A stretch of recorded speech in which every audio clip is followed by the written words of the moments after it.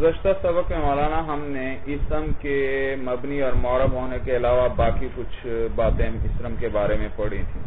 انہوں نے بتلایا تھا کہ اسم جو ہے یا معرفہ ہوگا یا نکرہ ہوگا. معرفہ وہ ہے جس کو کسی معین شے کے لیے وضع کیا جائے, اور یہ 6 قسم پر بتلایا تھا بھائی. ضمائر, اعلام, مبہمات یعنی اس میں اشارہ اور اس میں موصول, معرب باللام اور معرب بالندا, اور ان میں سے کسی ایک کی طرف مضاف ہو. اس کے بعد عالم کی تعریف بتلائی تھی. عالم وہ ہے جس کو وضع کیا جائے کسی معین چیز کے لیے جو ایک وضع کے ساتھ غیر کو شامل نہ ہو. اور آج بتلایا تھا کہ ان معارف میں سے سب سے زیادہ تعریف کس کے اندر ہے؟ ضمیروں کے اندر ہے. اور ضمیروں میں بھی سب سے زیادہ تعریف کس کے اندر؟ متکلم کی ضمیر میں, دوسرے درجے پر مخاطب کی ضمیر, تیسرے درجے پر غائب کی ضمیر, اور اس کے بعد دوسرا درجہ تھا علم کا, پھر تیسرا درجہ تھا مبہمات کا, اس میں اشارہ اور اس میں موصول. یہ تیسرے درجے میں دونوں میں برابر تعریف ہے. پھر معرب باللام تھا جس پر الف لام داخل ہو. اس کے بعد معرفہ بندا تھا, اور آخر میں بتلایا تھا کہ مضاف الیہ کے حکم میں, یعنی جس درجے کا مضاف الیہ ہوگا اسی درجے کا مضاف بھی بن جائے گا بھائی. اس کے بعد اسماء عدد کے بارے میں پڑھا مولانا کہ وہ ہے جس کو وضع کیا جائے کس کے لیے؟ کسی چیزوں کے افراد کی مقدار بتلانے کے لیے اس کو وضع کیا گیا ہے. اور یہ کل اصول عدد, بنیادی عدد جو ہیں 12 ہیں بھائی, 1 سے لے کر 10 تک, اور اس کے بعد الف اور میاں اور الف ہیں بھائی, میاں اور الف ہیں. ہلو جی, نہیں جی 2 دن تک نہیں, پرسوں جی. سمجھ میں آیا بھائی؟ نکالو گے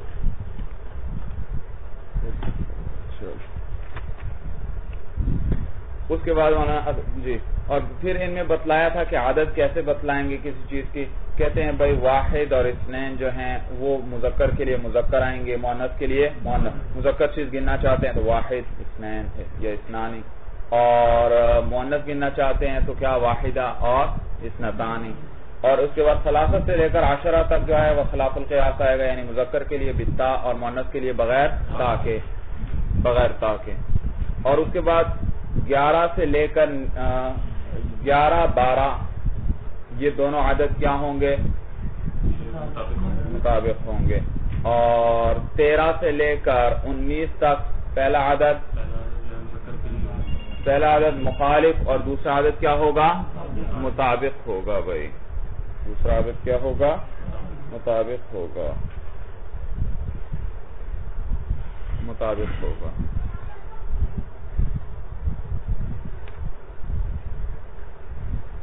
اور تمیز کے بارے میں بتلایا تھا بھائی. 3 سے لے کر 10 تک تمیز جو آئے گی کیا آئے گی؟ جمع مجرور. 3 آدمی آپ کہنا چاہتے ہیں, آپ کیسے کہیں گے؟ 3 رجال. اور 11 سے لے کر 99 تک تمیز کیا آئے گی؟ مفرد منصوب آئے گی. مولانا آپ کیا کہیں گے جی؟ 11 آدمی کہنا چاہتے ہیں, کیسے کہیں گے آپ؟ 11 رجلان. اور 11 عورتیں کہیں گے تو کیسے کہیں گے؟ 11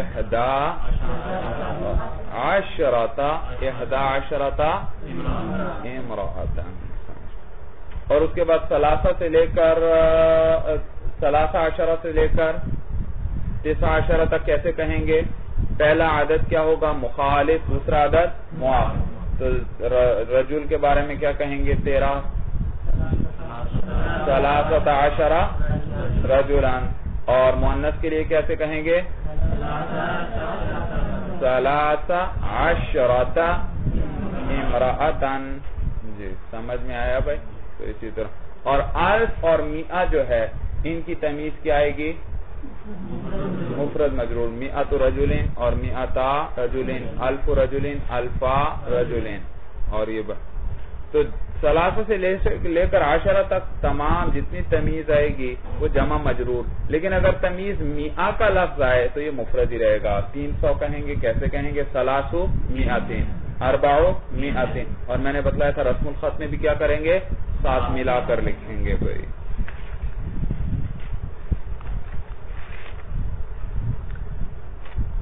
اس کے بعد بتایا تھا اسم یا تو مذکر ہوگا یا مؤنث ہوگا. مؤنث وہ ہے جس کے اندر علامت تانیث ہو یا لفظوں میں ہو یا تقدیراً ہو. اور علامت تانیث کتنی چیزیں ہیں؟ 3 چیزیں ہیں، تا اور الف مقصورہ اور الف، اور ان میں سے مقدر صرف کیا ہوتی ہے؟ تا ہوتی ہے. اور اس کے بعد بتلایا تھا کہ بعض چیزوں کے اندر تا لفظوں میں ہوتی ہے اور بعض میں مقدر ہوتی ہے. اور مقدر کا کیسے پتہ چلے گا کہ ہم اس کو کس کی طرف لوٹائیں؟ اس کی تصغیر کی طرف یا اس کی تکسیر. تو التصغیر و التکسیر یردان الاشیاء الی اصولها. تو دیکھو ارض یہ مؤنث سماعی ہے، دار مؤنث سماعی ہے، کیوں ان کی تانیث اس کی تصغیر بنائیں؟ ارض کی کیا بنے گی؟ قریظۃ، اور دار کی دوائرۃ. پتہ چلا کہ معلوم ہو یہاں تا موجود ہے. اس کے بعد تسنیہ پڑھا تھا. تسنیہ کس کو کہتے ہیں؟ کہ جس کے آخر میں الف اور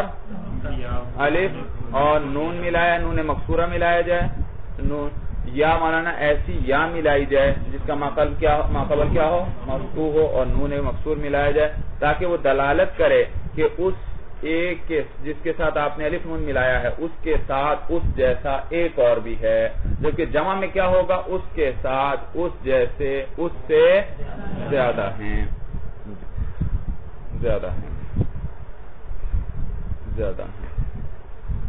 اس کے بعد انہوں نے بتلایا تھا بھائی کہ اگر باقی اسموں میں تسنیہ بنانا تو آسان ہے، اس میں مقصور کے اندر تسنیہ کیسے بنائیں گے؟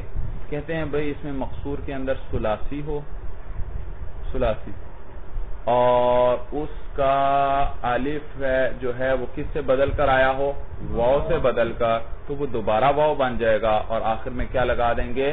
الف نون لگا دیں گے. تو آفا کی تسنیہ کیا آئے گی؟ آفاوان. اس کے علاوہ باقی جتنی صورتیں چاہے ثلاثی ہو لیکن واو سے بدل کر الف نہیں آیا بلکہ کس سے آیا ہے؟ یا سے. یہ ثلاثی ہے ہی نہیں بلکہ رباعی وغیرہ ہے، اور چاہے پھر وہ واو سے بدلا ہو، چاہے یا سے بدلا ہو، چاہے کسی سے بھی بدل کر نہ آیا ہو، چاہے اصلی ہو چاہے زائد ہو، تمام صورتوں کے اندر مولانا وہ کیا ہوگا؟ کس سے بدل جائے گا؟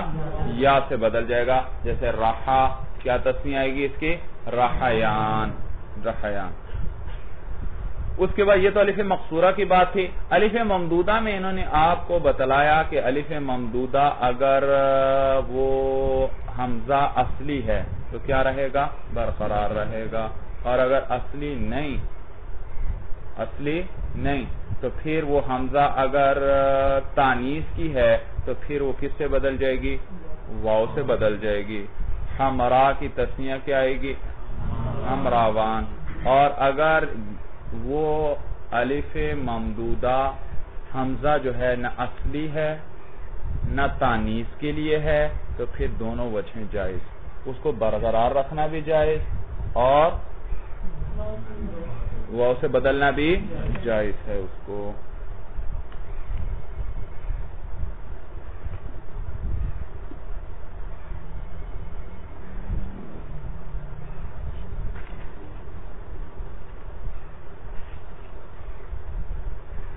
اور اس تسنیہ کا نون اضافت کے وقت گر جاتا ہے بھائی.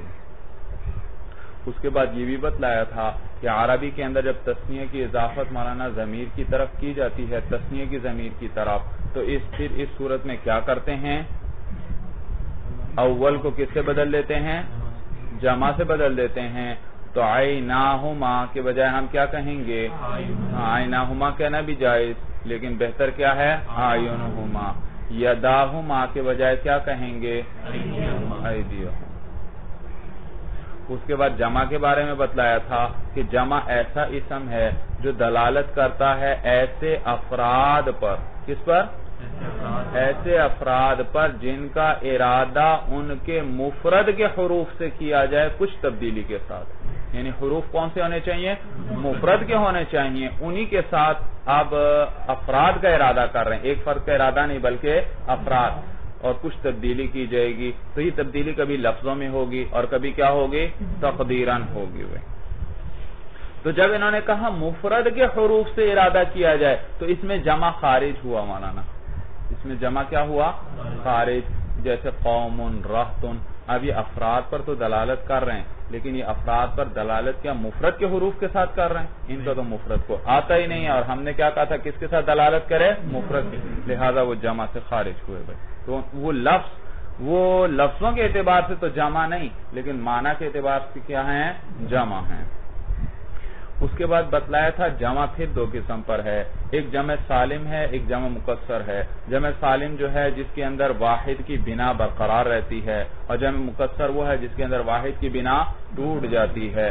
پھر یہ جمع سالم دو قسم پر ہے، جمع مذکر سالم اور جمع مؤنث سالم۔ مذکر سالم وہ ہے جس کے آخر میں واو ما قبل مضموم اور نون مفتوح لگا دیا جائے، یا ما قبل مکسور اور کیا ہے؟ نون مفتوح کے آخر میں آئے مولانا۔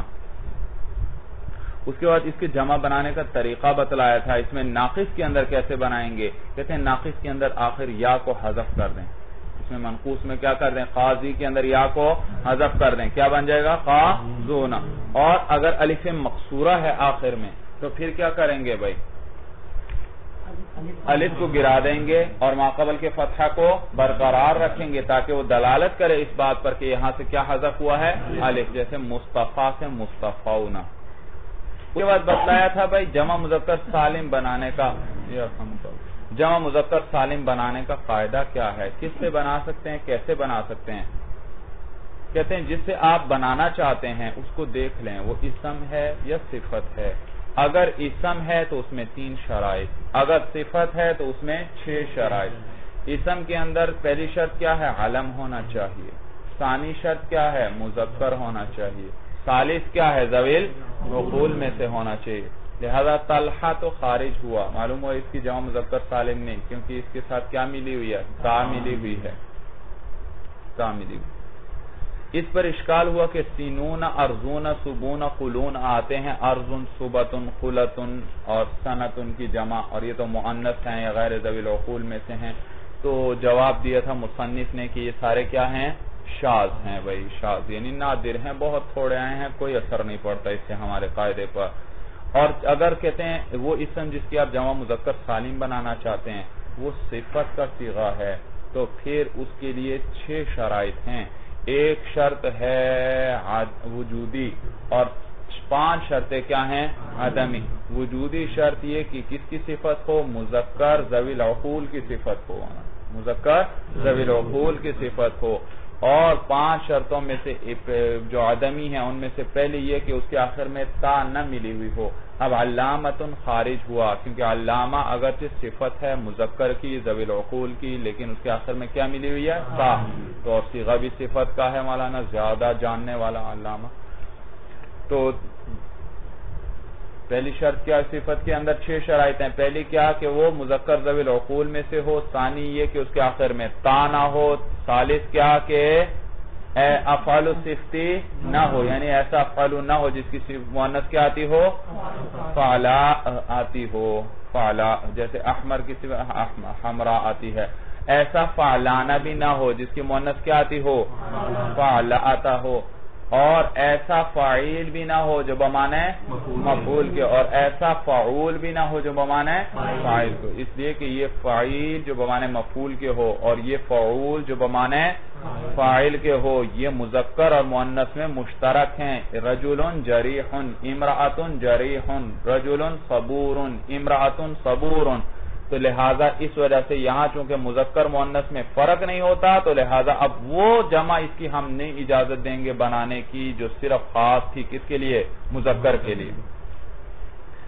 اور اضافت کے کس کا نون گر جاتا ہے مولانا؟ جمع مذکر سالم کا۔ اور جمع مؤنث سالم جو ہے وہ ہے جس کے آخر میں الف اور تا کو ملایا جائے بھائی، الف اور تا ملی ہوئی ہو۔ اور اس کی شرط کیا تھی؟ کہتے ہیں کہ اسم سے بنانا، کہ وہ اس میں محض ہوگا یا صفت ہوگی۔ اگر اس میں محض ہے تو کوئی شرط نہیں، آپ اس سے کیا بنا لیں؟ آخر میں الف تا ملا دیں۔ اور اگر وہ صفت ہے تو پھر سب دیکھ لیں مولانا اس کے مقابلے میں مذکر ہوگا یا مذکر نہیں۔ اگر مذکر ہے تو اس مذکر کی جمع کس سے آنی چاہیے؟ واو نون سے آنی چاہیے، کیونکہ مؤنث کو آپ الف تا والی جمع دینا چاہتے ہیں اور یہ جمع بڑی اعلیٰ ہے تو مذکر کو بھی کیا ہونی چاہیے؟ کم از کم اعلیٰ درجے کی جمع ملی ہو تو پھر مؤنث کو بھی ہم کیا کریں گے؟ اعلیٰ درجے کی جمع دے دیں گے۔ اور اگر اس کے مقابلے میں مذکر ہے ہی نہیں تو پھر کم از کم اس صفت کے آخر میں کیا ملی ہوئی ہو؟ تا ملی ہوئی ہو، کیونکہ ہم الاستا والی جمع بنا رہے ہیں اس کی، اور وہ جو ہے اعلی جمع ہے، تو کم از کم اس کے ساتھ تانیث کی علامت تا تو ملی ہوئی ہو۔ سمجھ میں آیا بھائی؟ اور اس کے بعد بتلایا تھا جمع مکسر جو ہے اس کے اوزان ثلاثی مجرد میں سماع سے معلوم ہوں گے مولانا، ان کا کوئی ضابطہ اور قاعدہ نہیں، بہت سے اوزان آتے ہیں، کوئی چند ایک تھوڑے نہیں۔ اور جبکہ جمع غیر ثلاثی مجرد میں جو ہے اس کے اوزان وزن کیا ہے؟ فعالل اور فعالیل وزن پر۔ پھر اس کے بعد بتلایا تھا جمع دو قسم پر، ایک جمع قلت ہے، ایک جمع کثرت ہے۔ جمع قلت وہ ہے جس کا اطلاق 3 سے لے کر 10 تک ہو، اور جمع کثرت جس کا اطلاق اس سے زیادہ پر ہو۔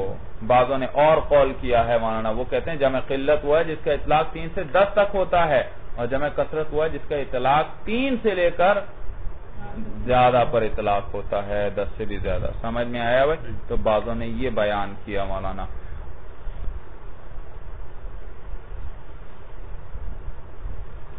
اس کے بعد جمع قلت کے اوزان بتلائے تھے کہ جمع قلت کے 6 اوزان ہیں مولانا، افعل، افعال، افعلہ اور فعلہ، اور اسی طرح دونوں جمع صحیح یعنی جمع مذکر سالم، جمع مؤنث سالم بغیر لام کے جب ہوں جمع جی۔ اور ان کے علاوہ جتنے اوزان ہیں وہ کس کے ہیں مولانا؟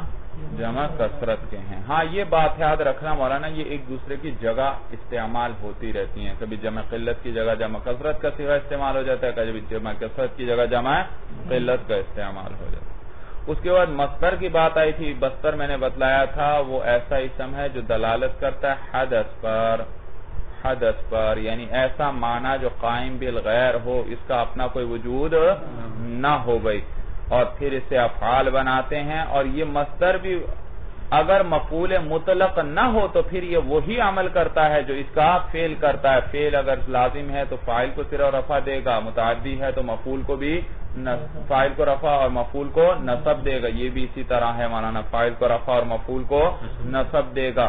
اور مصدر کے معمول کو مصدر پر مقدم نہیں کر سکتے کیونکہ یہ ضعیف عامل ہے، اپنے ما بعد میں تو عمل کر سکتا ہے، اپنے ما قبل میں عمل نہیں کر سکتا۔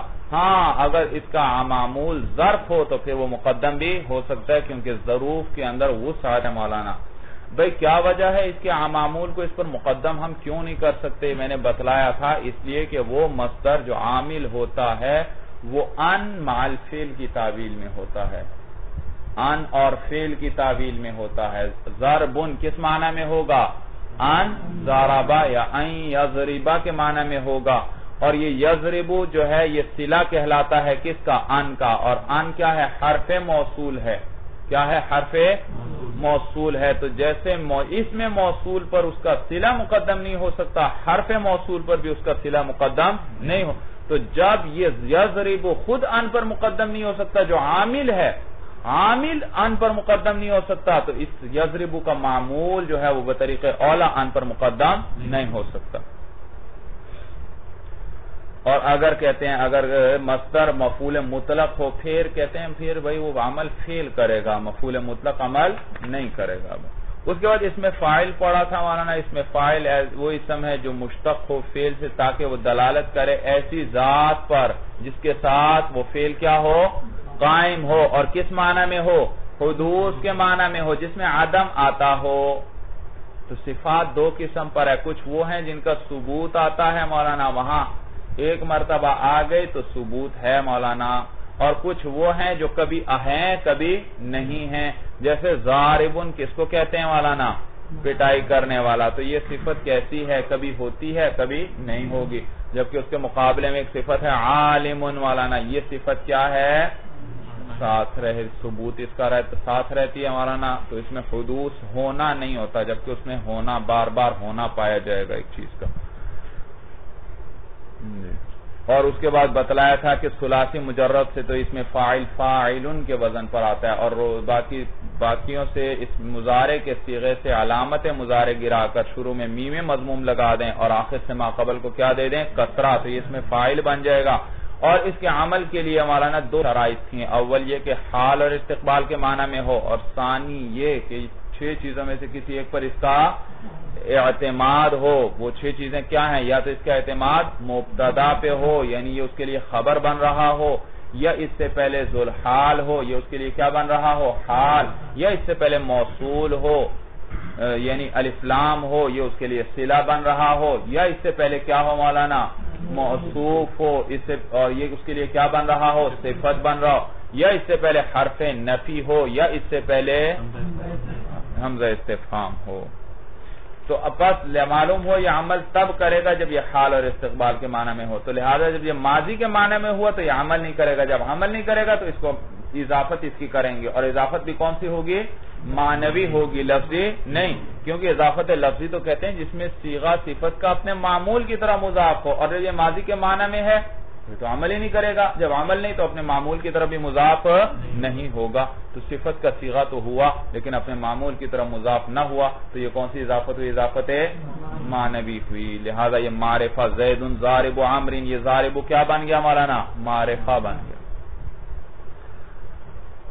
یہ اس صورت میں ہے جب یہ کہتے ہیں نکرہ ہو. کہتے ہیں اگر اس میں فاعل پر الف لام داخل ہو جائے تو پھر یہ چاہے ماضی کے معنی میں ہو، مضارع مستقبل کے معنی میں ہو، حال کے معنی میں، پھر ہر صورت میں یہ کیا کرے گا؟ عمل کرے گا. اس میں مفعول بھی اسی طرح ہے مولانا، اور اس میں بھی یہی شرائط ہیں اس کے عمل کے لیے. اس کے بعد صفت مشبہ ہم نے پڑھی تھی. صفت مشبہ کے بارے میں انہوں نے بتلایا تھا کہ اس کے مسائل 18 قسم پر ہیں. سب سے پہلے تعریف کی تھی انہوں نے کہ اس میں صفت مشبہ وہ اسم ہے جو مشتق ہو فعل لازم سے. یہ ہمیشہ کس سے بنتی ہے؟ فعل لازم سے بنتی ہے، تاکہ یہ دلالت کرے علی من قام به، جس کے ساتھ فعل قائم ہو. شریف، جس کے ساتھ شرافت کا فعل کیا ہے؟ قائم ہے. بمعنی ثبوت، کس معنی میں ہے مولانا؟ ثبوت کے معنی میں ہے، حدوث کے معنی میں نہیں، جس میں ہونا اور نہ ہونا بار بار آئے ہوئے. اور اس کا صیغہ اس میں فاعل اس میں مفعول کے علاوہ ہوگا، اور اس کا پتہ سماع سے پتہ چلے گا، کوئی ضابطہ خاص نہیں، کوئی ضابطہ نہیں اس کے لیے. اور یہ بھی اس میں فاعل ہی کی طرح انہی چیزوں پر اعتماد کرے گا، لیکن زمانے کی قید نہیں ہوگی مولانا. زمانے کی اس میں قید، کیونکہ وہ زمانہ کس کے اندر تھا؟ اس میں فاعل میں تھا، جبکہ یہ تو ثبوت پہ دلالت کرتی ہے، اس میں زمانے کا تعلق نہیں ہو. ایک چیز تو حال میں بھی ہوگی، ماضی مستقبل تینوں میں تھا. شریف ان کا کیا معنی ہے؟ شرافت اس کے لیے ثابت ہے، ماضی حال اور استقبال سے قطع نظر بس اس کے لیے ثابت، تینوں میں ضائع، تینوں زمانوں میں. اور مولانا یہ اور انہی چیزوں پر اعتماد کرے گا. اور اس کے مسائل 18 قسم پر تھے. کیسے؟ کہ یا تو صفت معرب باللام ہوگی یا معرب باللام نہیں، اور دونوں صورتوں کے اندر ان کا معمول یا معرب باللام ہوگا یا مضاف ہوگا، یا کچھ ان دونوں میں سے کچھ بھی نہیں ہوگا. تو یعنی نہ مضاف ہوگا نہ معرب باللام ہوگا. تو یہ 3 قسمیں ایک میں ہوئی، 3 قسمیں دوسرے میں ہو گئی مولانا. کتنی ہو گئی؟ 6. پھر تینوں کے اندر یا معمول مرفوع ہوگا، منصوب ہوگا یا مجرور ہوگا. تو یہ 18 صورتیں ہوئی ہیں. 18 صورتوں میں سے بتلایا تھا 2 صورتیں جائز نہیں ہیں، ایک صورت میں اختلاف ہے، اور باقی صورتوں میں سے کچھ احسن ہیں، کچھ حسن ہیں اور کچھ قبیح ہیں. جائز وہ صورتیں نہیں جن کے اندر مولانا معرفہ کی اضافت نکرہ کی طرف ہوئی. الحسن وجہہ، یہ صورت جائز نہیں، کیونکہ الحسن وجہن یہ جائز نہیں مولانا، اس لیے کہ معرفہ کی اضافت کس کی طرف ہوئی ہے؟ نکرہ کی طرف. حالانکہ نکرہ کی اضافت کس کی طرف ہوتی ہے؟ معرفہ کی. یہ جائز نہیں. دوسرا الحسن وجہہ، یہ بھی نہیں جائز مولانا. کیوں نہیں جائز؟ اس لیے کہ یہ اضافت لفظی ہے، اور اضافت لفظی لفظوں میں تخفیف کا فائدہ دیتی ہے. اور تخفیف کے 2 طریقے تھے. کیا؟ کہ مضاف سے تنوین اور قائم مقام تنوین گر جائے، اور مضاف الیہ سے ضمیر گر جائے. اور یہاں پر الحسن سے تنوین بھی نہیں گری اور وجہہ سے ضمیر بھی نہیں گری، تو تخفیف کسی بھی درجے میں نہیں آئی، لہذا یہ جائز نہیں. اور جبکہ حسن وجہہ اس میں اختلاف تھا، اس لیے کہ حسن کی تنوین تو گر گئی اضافت کی وجہ سے، لیکن وجہہ کی ضمیر نہیں گری. تو جو کہتے ہیں جائز نہیں، وہ کہتے ہیں دیکھو تنوین تخفیف کا ایک اعلیٰ درجہ تھا کہ تنوین کے ساتھ ساتھ ضمیر بھی گر جاتی، اور ایک ادنا درجہ ہے کہ صرف تنوین گرے. تو جب اعلیٰ درجہ ممکن تھا تو پھر ادنا کی اجازت نہیں، ادنا پر اکتفا کرنا جائز نہیں ہوا. تو یہ صورت جائز نہیں. جبکہ بات کہتے ہیں جائز ہے کہ بھئی چلو کچھ نہ کچھ تخفیف تو آ گئی, تنوین تو گر گئی, یہ بھی کافی ہے. باقی جو ہے مولانا احسن ہوں گی اگر ان میں ایک ضمیر ہو, کیونکہ ہمیں عائد کتنا ایک ضمیر چاہیے تو وہ ایک سے کام چل رہا ہے. اگر دو ہیں تو ایک زائد ضمیر آ رہی ہے تو اس زائد چیز آ گئی تو اب کیا ہوگا حسن. اور اگر کوئی بھی ضمیر نہیں تو یہ کیا ہے قبیح ہے. اور پتہ کیسے چلے گا کہ صفت کے صیغے میں ضمیر ہے یا نہیں؟ کہتے ہیں ما بعد کو دیکھو, اگر ما بعد کو اس نے رفع دے دیا تو وہ فاعل آ گیا, معلوم ہوا اس کے اندر ضمیر نہیں. اور اگر ما بعد کو اس نے رفع نہیں دیا, ما بعد میں نصب یا جر آ رہا ہے تو معلوم ہوا اس کے ابھی بھی فاعل اس کو چاہیے جو اس کے اندر کیا ہوگا ضمیر کی صورت میں ہوگا. بھائی سمجھ میں آیا بھائی؟ تو دیکھو اب تین طرح کے معمول پڑے ہم نے صفت مشبہ کے مولانا. یا فاعل کو کیا دے گی رفع, یا مضاف الیہ کو کیا دے گی جار, اور بعض کو نصب بھی تو دے رہی تھی. الحسن وجہن و نصب والی صورتیں پڑھی یا نہیں مولانا آپ نے؟ 6 صورتیں بنتی تھی جن میں کوئی حسن تھی, کوئی قبیح وغیرہ, تو 6 صورتیں تھیں مولانا. تو نصب بھی دے رہی ہے. یہ نصب کیسے دے رہی ہے؟ کیونکہ صفت وہی عمل کرتی ہے جو کون کرتا ہے, فعل کرتا ہے. اور فعل فاعل کو رفع دیتا ہے تو صفت بھی فاعل کو رفع, فعل مفعول کو نصب دیتا ہے تو صفت بھی مفعول کو, اور یہ تو بنتی ہے فعل لازم سے, اور فعل لازم کا مفعول آتا ہے جی, فعل لازم کا تو مفعول ہی نہیں آتا, تو فعل تو نصب نہیں دے رہا, یہ کیسے نصب دے رہی ہے؟ سمجھ میں آیا؟ تو اس کا جواب یاد رکھنا کہ یہاں اس کے جو آگے معمول آ رہے ہیں وہ 2 طرح پر ہیں. وہ جو منصوب ہے وہ نکرہ ہوگا یا کیا ہوگا معرفہ ہوگا. اگر نکرہ ہے تو وہ منصوب ہے بنا بر تمیز ہونے کے, وہ اس کا مفعول نہیں ہے بلکہ کیا ہے, اس سے تمیز ہے. کیا ہے؟ تمیز ہے. جب کیا ہو نکرہ ہو, کیونکہ تمیز ہمیشہ کیا ہوتی ہے نکرہ ہوتی ہے. اور اگر اس کا معمول معرفہ ہے تو پھر وہ منصوب ہے بنا بر مشابہ مفعول ہونے کے. شبہ مفعول ہے مولانا. کیا ہے؟ شبہ مفعول, مفعول نہیں, کیونکہ فعل لازم کا مفعول لیکن منصوب تو ہے. پھر کیا کریں؟ تو اس کو نحویوں نے کیا نام دیا مولانا؟ شبہ مفعول کا نام دیا کہ مفعول جیسا ہے. صورت سمجھ میں آ گئی؟ آگے دیکھیے. فصل اسم التفضیل اسم مشتق من فعل, اسم التفضیل اسم مشتق من فعل لیدل علی الموصوف بزیادت علی غیرہ وصیغته افعل فلا یبنا. اسم تفضیل ایسا اسم ہے مشتق من فعل جس کا اشتقاق کس سے ہوتا ہے؟ فعل سے. لیدل علی الموصوف تاکہ دلالت کس پر کرے؟ موصوف پر. بزیادت علی غیرہ غیر پر زیادتی کے ساتھ. دیکھو ایک ہے ضاربن, ضاربن کا معنی ہے اس کے لیے صفت ضرب ثابت ہے, ٹھیک ہے. اور ایک ہے اضربو, اضربو کا معنی ہے کہ اس کے لیے صفت ضرب بھی ثابت ہے اور یہ غیر سے زیادہ ہے, یہ وصف اس کے اندر.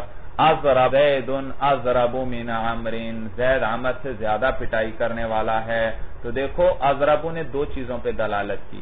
ایک یہ کہ یہ ضاربیت کس کے لیے ثابت ہے؟ زید. اور نیز یہ کہ یہ ضاربیت زید کی عمر کی ضاربیت سے زیادہ ہے, عمر کی ضاربیت سے. تو یہ صفت پر بھی موصوف کے لیے پر بھی دلالت کرے گا کہ یہ موصوف ہو رہا ہے فعل کے ساتھ, اور دوسری کیا چیز ہوگی غیر پر زیادتی بھی بتلائے گا. وصیغته افعل, اور اس کا صیغہ ایک ہی ہے مولانا افعل, بس افعل وزن پہ آئے گا. سمجھ میں آیا؟ جب افعل وزن پر آیا مولانا, اور افعل بھی آئے گا مولانا صرف ثلاثی مجرد سے. کس سے؟ اور ثلاثی مجرد بھی ایسا ہو جس میں لون اور عیب والا معنی نہ پایا جائے. اس لیے کہ جس میں لون اور عیب والا معنی پایا جاتا ہے اس سے بھی ایک افعلو آتا ہے, لیکن وہ افعلو اس میں تفصیل نہیں ہوتا, وہ افعلو صفتی ہوتا ہے. جیسے دیکھو احمر آیا یا نہیں آیا مولانا؟ حمرت سے آ گیا, تو افعلو یہ بھی آیا. لیکن یہ ہے رنگ والا معنی اس میں پایا جا رہا ہے، تو یہ افعالو کون سا ہے؟ افعالو صفتی، یعنی صفت مشبہ ہے۔ اب اس میں زیادتی کا معنی نہیں احمر کا معنی زیادہ سرخاب کریں، نہیں، اس کا معنی صرف کیا ہے؟ سرخ ہے۔ تو یہ افعالو اس میں تفضیل ہے ہی نہیں، بھائی زیادتی کا معنی اس میں کہاں سے آ جائے؟ اور اسی طرح عیب والا معنی جو ہے اس میں عیب والا معنی بھی نہ پایا جائے، عیب والے معنی سے بھی جو افعالو آئے گا وہ بھی افعالو صفتی ہوگا۔ اعرج، اعرج کس کو کہتے ہیں؟ جو لنگڑا ہو، اس کا یہ معنی نہیں جو زیادہ لنگڑا ہو بلکہ کیا ہو؟ جو اسی طرح اعما، یہ بھی افعالو ہے مولانا۔ یہاں بھی کیا ہے دیکھو جی، اندھا، زیادہ اندھا یا تھوڑا اندھا کوئی ہوتا ہے؟ کوئی زیادہ اندھا ہو کوئی تھوڑا، بھائی اندھا اندھا ہے، سب برابر ہے مولانا۔ جس کو کچھ اندھا اس کو کہیں گے، جس کو دکھائی نہیں دیتا تو وہ برابر ہے سارے بھائی۔ تو لہذا تو جس میں لون اور عیب کا معنی پایا جائے اس سے افعال صفتی آیا کرتا ہے، صفت مشبہ آتی ہے، وہ اس میں تفضیل نہیں۔ وَصِيغَتُهُ أَفْعَلُ، اور اس کا صیغہ جو ہے افعلو ہے۔ فَلَا يُبْنَى إِلَّا مِنَ الثُّلَاثِ الْمُجَرَّدِ، تو یہ واحد مذکر بتلا دیا بھائی، تسنیہ جمع تو آئیں گے ہی لیکن صیغہ مفرد کا ایک ہی ہے، مؤنث بھی آئے گا۔ فَلَا يُبْنَى إِلَّا مِنَ الثُّلَاثِ الْمُجَرَّدِ، لہذا یہ نہیں بنایا جائے گا مگر کس سے؟ ثلاثی، ایسا ثلاثی مجرد الذی لیس بلون ولا عیب، جس میں کہ لون اور عیب نہ ہو۔ سمجھ میں آیا؟ ہاں، عیوب باطنی سے یہ آ جاتا ہے۔ کس سے آ جاتا ہے؟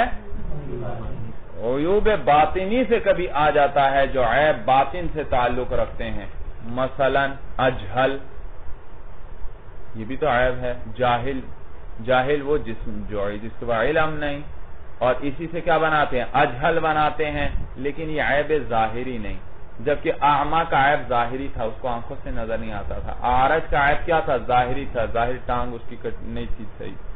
اور ایک ہے باطنی عیب مولانا، جیسے اجہل، یہ آ جایا کرتے ہیں۔ اسی طرح مولانا اور جیسے آئیں گے مولانا، سمجھ میں آیا بھائی؟ ابلد کا بہت غبی، اس کو ابلد کہیں گے۔ احمق مولانا کیا ہے؟ احمق، تو احمق ویسے بیوقوف کے معنی میں، اس میں تفضیل کے طور پر استعمال ہے۔ عرب کہتے ہیں احمق من حبنقہ، احمق من، کوئی بڑا بے وقوف ہو تو کہتے ہیں احمق من حبنقہ، یہ تو حبنقہ سے بھی زیادہ کیا ہے؟ بے وقوف ہے۔ بھئی یہ حبنقہ ایک شخص تھا، گلے میں ہر وقت ہڈیاں، کپڑے، جوتے، چمڑے کے پرانے ٹکڑے، ان کے ہار بنا کے پہنے ہوتے تھے اس نے ہر وقت، بڑا بے وقوف آدمی تھا۔ کس نے پوچھا بھئی یہ کیا بات ہے، یہ تو ہار کیوں لٹکا کے رکھتا ہے اپنے گلے میں ہر وقت؟ کہتا ہے اس سے مجھے اپنے آپ کو پہچان لیتا ہوں کہ یہ میں ہوں، مجھے پتا چل جاتا ہے مجلس میں بیٹھا ہوں تو مجھے پتا چلتا ہے کہ میں یہ ہوں بھئی جس کے گلے میں کیا ہے؟ ہار ہے۔ سمجھ میں؟ تو ایک دن کہتے ہیں یہ رات کو سویا تو اس کا بھائی بھی سویا ساتھ، اس نے شرارت کی، اس کے گلے سے وہ ہار اتارا، اپنے گلے میں ڈال لی۔ صبح یہ اٹھا، اٹھ کے بڑی دیر تک بیٹھا ہوا گم سم، کبھی اس کو دیکھتا ہے کبھی اپنے آپ کو دیکھتا ہے، بڑی دیر تک دیکھتا رہا، آخر تنگ آ کے اس کو کہتا ہے مجھے سمجھ نہیں آ رہی یہ کیا ہوا ہے، تو میں ہے، یہ میں کون ہوں؟ تو میں ہے، میں کون ہوں؟ سمجھ میں آیا؟ تو عرب کہتے ہیں احمق من حبنقہ۔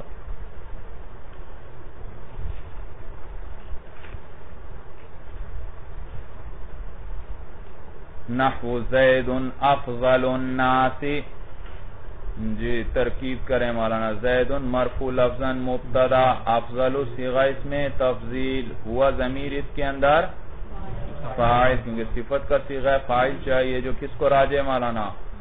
زید مبتدا کو راجع، انا مضاف، افضل مرفوع لفظاً مضاف، الناسی مجرور لفظاً مضاف الیہ، مضاف الیہ مل کر، جی اس میں تفضیل، ہاں یوں اس میں تفضیل اپنے فاعل اور مضاف الیہ سے مل کر، اس میں تفضیل اپنے فاعل اور مضاف الیہ سے مل کر، صفت مشبہ ہو، شبہ جملہ ہو کر، شبہ جملہ ہو کر یہ خبر ہوئی کس کے لیے؟ زید۔ وہی ترکیب ہے، آسان ہے، سمجھ میں آیا؟ ہاں۔ فَإِن كَانَ زَائِدًا عَلَى الثُّلَاثِ بھائی یہ تو آپ نے کہا کہ صرف ثلاثی مجرد سے بنے گا، رباعی مجرد سے نہیں بنے گا مولانا، لون اور عیب سے تو نہیں بنے گا. میں نے وجہ بتا دی کیا کہ ان سے کیا آیا کرتا ہے، افعلو صفتی آتا ہے. بھئی یہ رباعی ثلاثی مزید سے کیوں نہیں آتا، رباعی مجرد رباعی مزید سے کیوں نہیں آتا؟ کہتے ہیں بھئی دیکھو ہم نے آپ کو بتایا اس کا صیغہ صرف افعلو آتا ہے، اور جب ثلاثی مزید سے بناؤ گے تو لازمی بات ہے افعلو وزن بنانے کے لیے وہ جو زوائد تھے حذف کرنے پڑیں گے. کیا کرنا پڑیں گے؟ حذف کرنا پڑیں گے، اور پھر وہ افعلو رہ جائے گا، فا عین لام رہ گئے، اور مولانا باب استفعال کا سین بھی نکل گئی، تا بھی نکل گئی، وغیرہ حروف نکل گئے. تو اب آپ اس سے افعلو بنا لیں گے تو کسی کو پتہ چلے گا یہ ثلاثی مجرد سے بنایا ہے اس نے یا اس نے ثلاثی مزید سے بنایا ہے. وہ زوائد تو کیا کر دیا آپ نے، حذف کرنے پڑیں گے، کیونکہ صیغہ تو ہم نے یہی بنایا ہے افعلو. رباعی مجرد سے تو بنے گا ہی نہیں، کیونکہ اس کے ایک لام کو گرانا پڑے گا، فعللہ وزن ہے تو کیا کرنا پڑے گا، ایک لام گراؤ گے. پھر کیونکہ افعالوں میں کتنے لام ہیں، ایک، تو جب ایک لام گرا دیا تو کسی کو کیا پتا چلے گا یہ آپ نے ثلاثی مجرد سے بنایا ہے یا کس سے بنایا ہے، رباعی مجرد. تو وہاں پر ہمیں حروف کو حذف کرنا پڑے گا افعالو وزن بنانے کے لیے، اور پھر پتہ ہی نہیں چلے گا کہ یہ ثلاثی مزید سے ہے یا ثلاثی مجرد سے ہے، تو ان سے اجازت نہیں دی بنانے کی. پھر بھئی کیا طریقہ ہے، ان سے کیسے بنائیں، ہم ان سے بھی بنانا چاہتے ہیں اس میں تفصیل. کہتے ہیں بھئی اس کا طریقہ یہ ہے کہ کوئی ایسا صیغہ اس میں تفضیل کا بنا لو جو مبالغے، شدت یا کثرت پہ دلالت کر رہا ہو. کس پر؟ اس میں تفضیل کا ایسا صیغہ بنا لو ثلاثی مجرد سے جو مبالغے پر، شدت پر یا کثرت پر کیا کر رہا ہو، دلالت کر رہا ہو، اور اس کے بعد اس کے وہ جس باب سے آپ بنانا چاہتے ہیں اس کے مصدر کو منصوب لے آؤ. اس کے مصدر کو کیا لے آؤ؟ دیکھو استخراج، اس سے آپ بنانا چاہتے ہیں کیا، افعالو. اس میں تفضیل، بھئی افعالو تو بنا نہیں سکتے، نہ ہمیں سین بھی حذف کرنا پڑے گا، تا بھی حذف کرنا پڑے گی، استخراج الف بھی حذف کرنا پڑے گا، تو پھر اخراجہ بن گیا. اب کسی کو کچھ پتا چل رہا ہے یہ باب مزید سے ہے یا مجرد سے ہے؟ تو پھر طریقہ یہ کہ ایسا صیغہ بنا لو جو کس پہ دلالت کر رہا ہو، جی کس پہ دلالت کر رہا ہو، مبالغے پر دلالت کر رہا ہو. جیسے مثلا استخراج کے بارے میں بنانا چاہتا ہوں تو کیا بناؤں گا، اشد. کیا بنا لیا، یہ اس میں تفضیل ہے، اس کو بنا لیا، اور آگے وہ مصدر منصوب تمیز کے طور پر ذکر کر دوں گا، اشد استخراجن.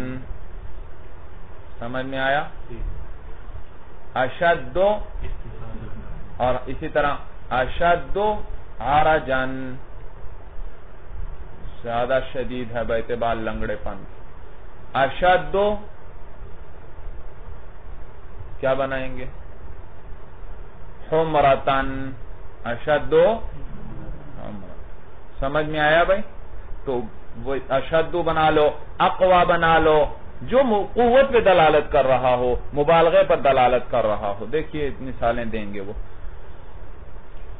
فَإِن كَانَ زَائِدًا عَلَى الثُّلَاثِ اگر یہ زائد ہوا وہ فعل جسے آپ ثلاثی مجرد، جس سے اس میں تفصیل بنانا چاہتے ہیں، وہ زائد ہوا ثلاثی مجرد پر، او کان لونا او عیبا، یا کیا تھا، وہ لون اور عیب تھا. یجب ان یبنى افعل من ثلاثی مجرد، تو واجب ہے کہ اس کی بنایا جائے افعل کس سے، ایک افعلو بنایا جائے ثلاثی مجرد سے، لیدل علی مبالغۃ وشدۃ وکثرۃ، تاکہ وہ دلالت کس پر کرے، مبالغے پر، شدت پر، اور ثم یذکر بعدہ مصدر ذلک الفعل منصوبا علی التمییز. پھر اس کے بعد مولانا اس اشد کے بعد یا اس اقوا کے بعد ذکر کیا جائے مولانا اس فعل کے مصدر کو اس حال میں کہ وہ منصوب ہو، بنا پر کس کے، تمیز ہونے کی بنا پر منصوب ہو، اس کو ذکر کر دیا جائے. کما تقولو، آپ کہیں وہ اشد استخراجا، وہ زیادہ شدید ہے اس کے مقابلے میں، کس اعتبار سے، باعتبار استخراج مسائل نکالنے کے اندر. وَأَقْوَى حُمْرَةً، وہ زیادہ اس سے قوی ہے باعتبار سرخ ہونے کے.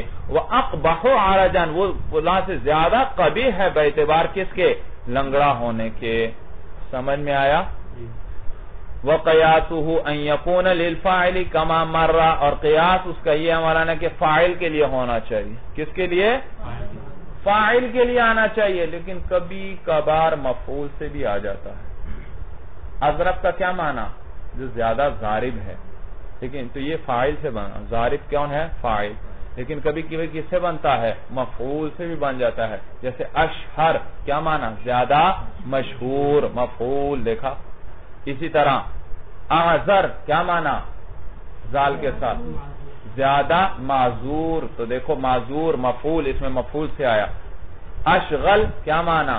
زیادہ مشغول، تو مفعول سے آیا۔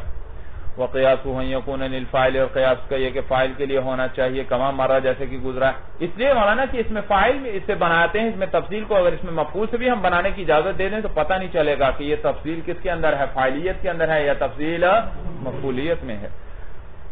وقد جاء للمفعول قلیلا، اور مفعول سے بھی آیا ہے بہت تھوڑا، جیسے اعذر و اشغل و اشہر و استعمال ہوا علی صلاح۔ بھئی اس کے استعمال کے کتنے طریقے ہیں؟ اس میں تفصیل کے 3 طریقے ہیں، یا الف لام کے ساتھ ہوگا، یا اضافت کے ساتھ، یا من کے ساتھ۔ یاد رکھو من اس کا اصل طریقہ ہے استعمال کا، اصل کیا ہے؟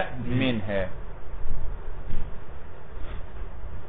وہ استعمال ہوا علی ثلاثۃ اوجہ، اور اس کا استعمال 3 طریقوں پر ہے۔ اما مضاف، یا تو مضاف ہوگا، کہ زید افضل القوم، جیسے آپ کیا کہتے ہیں؟ زید افضل القوم، اضافت کے ساتھ، زید پوری قوم سے افضل ہے۔ اور معرف باللام، یا معرف باللام ہوگا، جیسے زید الافضل، وہ زید جو کہ کیا ہے؟ افضل ہے۔ یا مولانا اذا معرف باللام ہوگا، جیسے زید الافضل۔ او بمین، یا کس کے ساتھ استعمال ہوگا مولانا؟ مین کے ساتھ استعمال ہوگا، جیسے زید افضل من عامر۔ اب مولانا کیا طریقہ کار ہے، کس طرح کریں گے؟ مفرد، تثنیہ، جمع، مذکر، مؤنث، سب کے لیے کیسے آئے گا وہ بتلانے لگے ہیں۔ کہتے ہیں دیکھو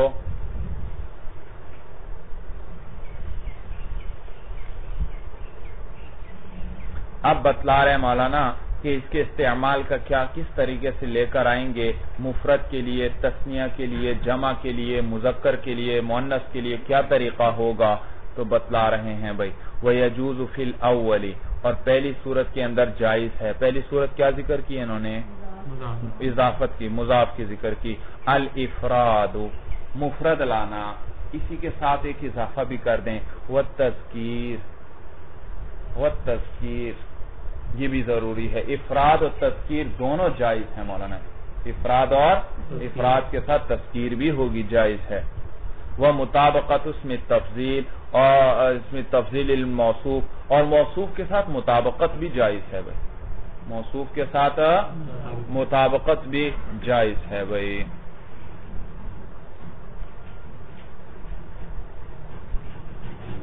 سمجھ میں آیا بھائی؟ کیسے؟ میں کہنا چاہتا ہوں زید عمر سے افضل ہے، کیا کہوں گا؟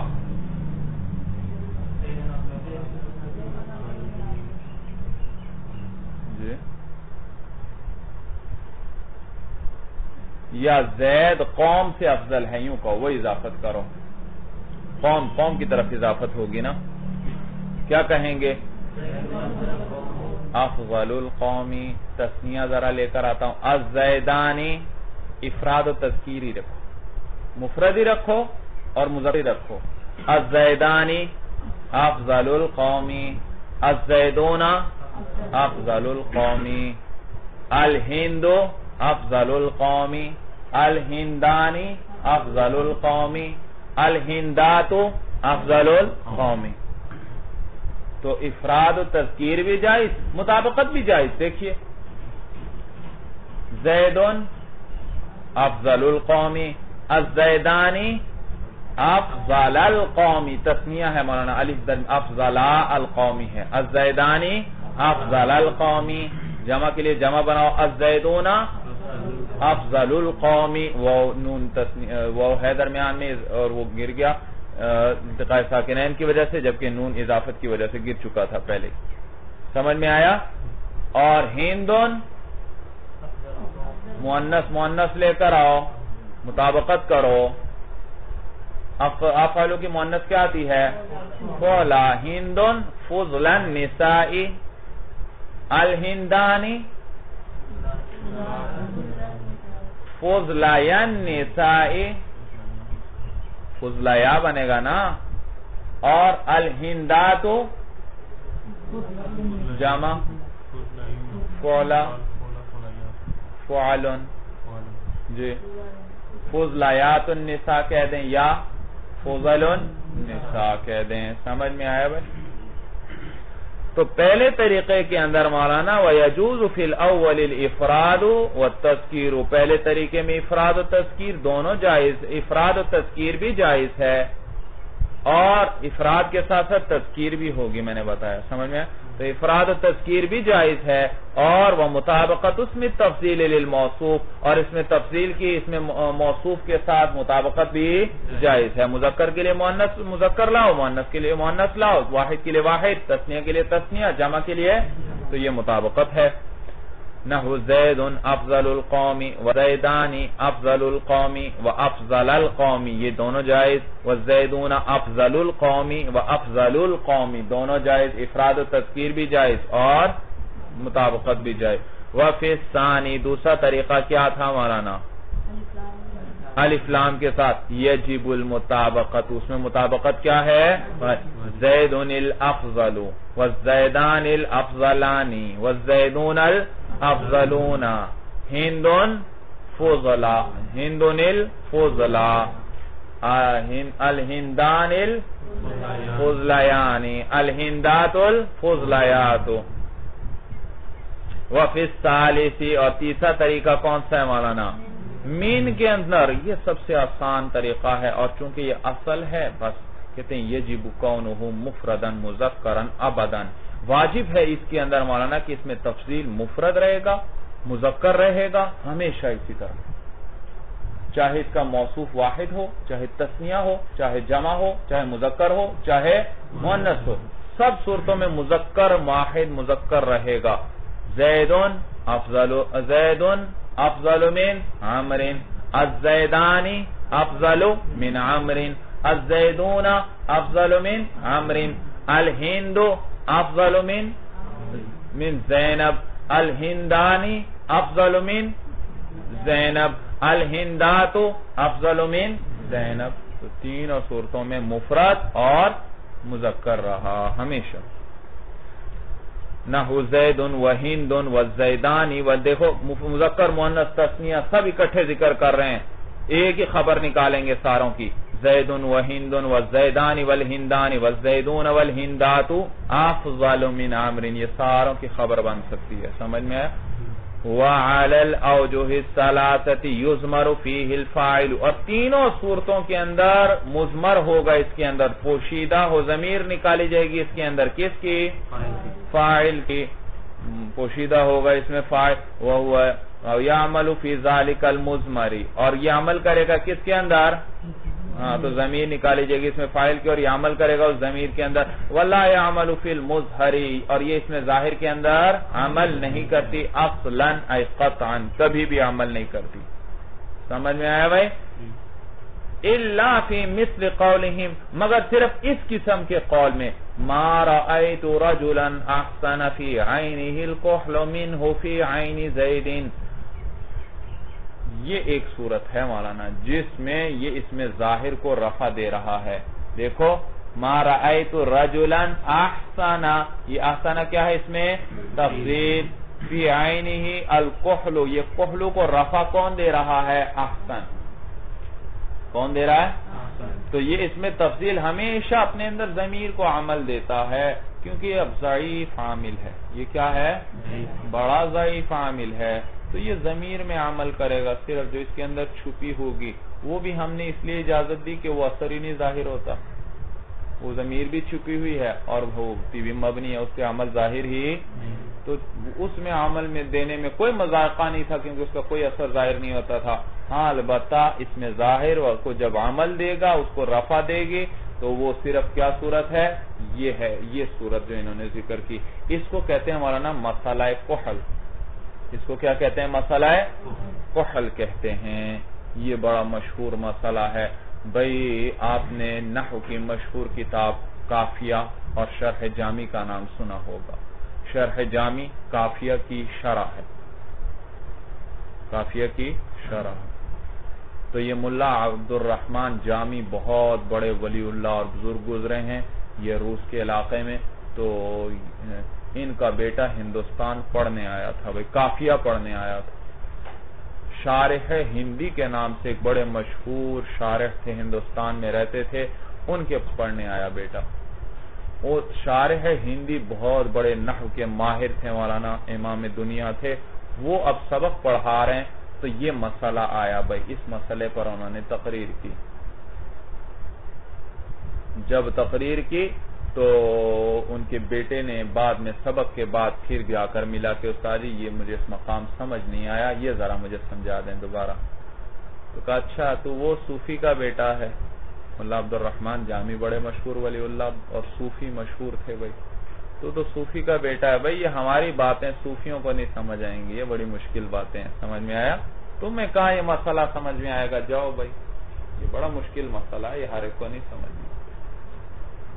کہتے ہیں یہ بات علامہ جامی تک پہنچی بھائی, بیٹے نے بتایا ہوگا کہ اس طرح مجھے انہوں نے کہا کہ تم لوگوں کو نحو کا کیا پتا.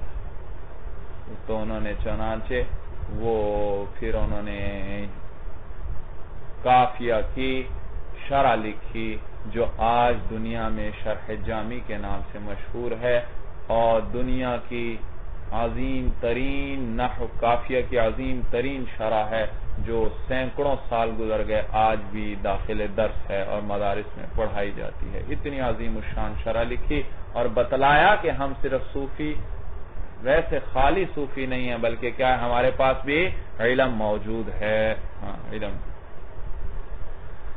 تو عجیب شرح انہوں نے لکھی مولانا, سمجھ میں آیا بھائی؟ تو یہ وہ مسئلہ کحل یہ ہے بھائی جی. تو یاد رکھو اس میں تفضیل جو ہے اس میں ظاہر کو رفع دے گا, 3 شرائط ہیں اس کی مولانا. کتنی شرائط ہیں یہ لکھ لیں بھائی, یہ کام آئیں گی آپ کو. 3 شرائط ہیں بھائی.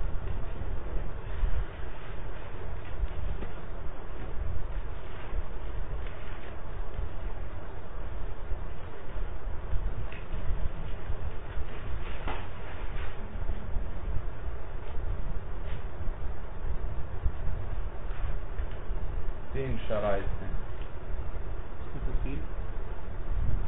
اس میں تفضیل کے, اس میں ظاہر میں عمل کرنے کے لیے 3 شرائط ہیں.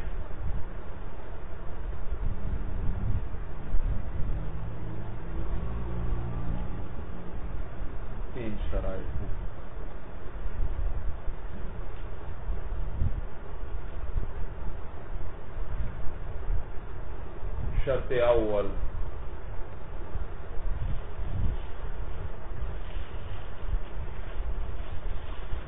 اول وہ اس میں تفضیل صفت بحال متعلق ہی ہو.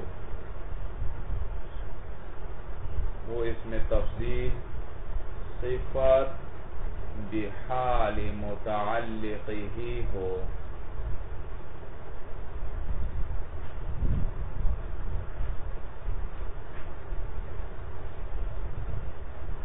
یعنی لفظوں میں صفت ہو ایک کے لیے,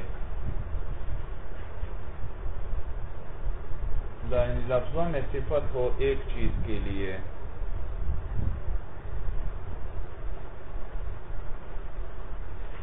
اور معنی میں صفت ہو اس کے متعلق کے لیے, اس چیز کے متعلق کے لیے,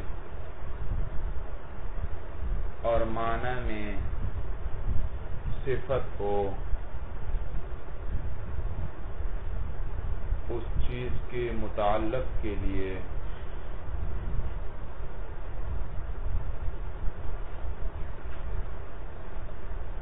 صفت بحال متعلق ہی یاد ہے یا بھول گئے مولانا؟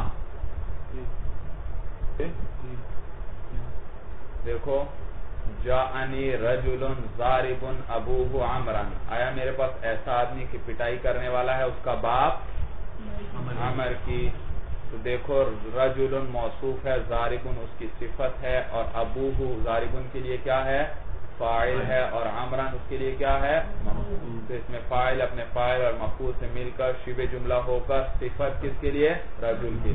اب آپ مجھے بتائیے پٹائی کرنے والا وہ آدمی ہے یا اس کا باپ ہے؟ اس کا باپ. تو دیکھو لفظوں کے اعتبار سے تو رجل ضارب صفت ہے کس کی؟ رجل کی. لیکن معنی کے اعتبار سے یہ صفت ہے کس کی؟ اس کے متعلق کی یعنی اس کے باپ. صورت سمجھ میں آئی؟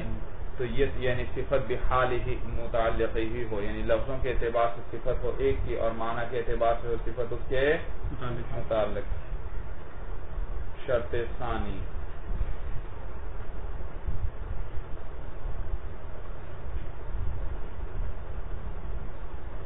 وہ متعلق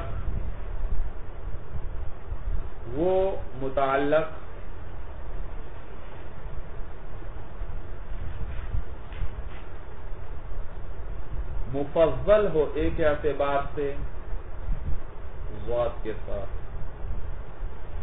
مفضل ہو ایک اعتبار سے اور مفضل علیہ ہو دوسرے اعتبار سے، اور مفضل علیہ ہو دوسرے اعتبار سے.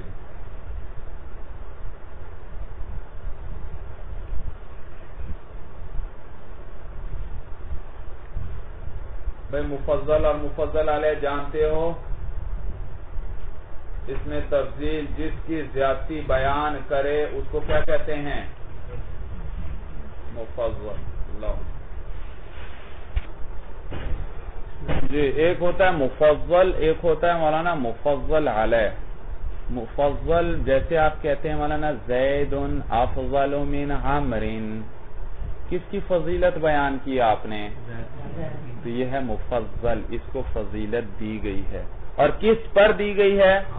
عمر پر. تو عمر ہے مفضل علیہ، اس پر کیا دی گئی ہے؟ فضیلت دی گئی ہے. تو جو اسم یہ اس میں جس کو فضیلت دی ہے وہ مفضل کہلاتا ہے، اور جس پر دی جائے اس کو وہ کیا کہلاتا ہے؟ تو یہ معلوم ہوا من جو ہے من سے ما قبل جو ہوگا وہ مفضل ہوگا، اور من کے ما بعد کون ہوگا؟ مفضل علیہ ہوگا. من والے طریقے کی بات کر رہا ہوں.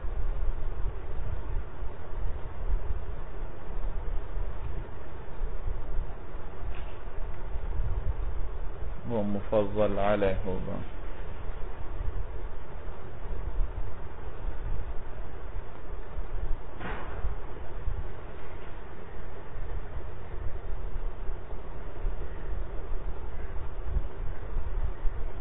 شرط ثالث، شرط ثالث